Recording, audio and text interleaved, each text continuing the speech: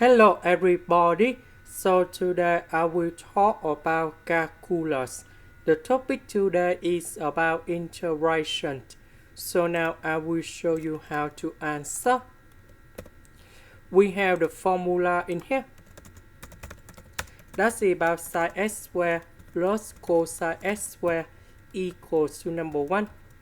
So because we have sin x squared in here, so I need to put cosine x squared go to the right.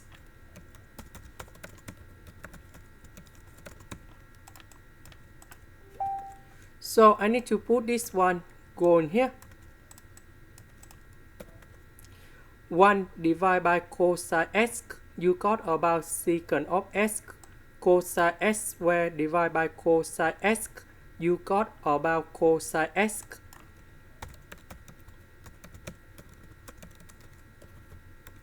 The integration of secant of x, we have ln of the absolute value of secant of x plus tan x. The integration of cosine x, we have sin x and we put about c. And this is about the final answer. This is the end. Thank you for watching.